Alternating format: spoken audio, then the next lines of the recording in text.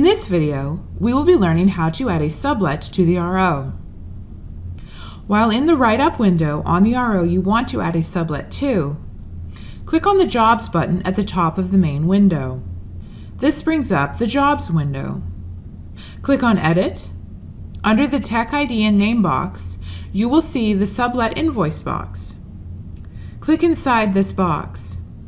Enter in the invoice number that the vendor gave you, if you got one. This can be added later if you didn't get one. Using the Tab key, go to the next field. Using the drop-down arrow, click on it for a list of vendors. Pick the one you want, then move to the Cost box. Enter in the cost, then move to the Total box. This is where you can mark it up to what you want to charge the customer. Then move to the next field.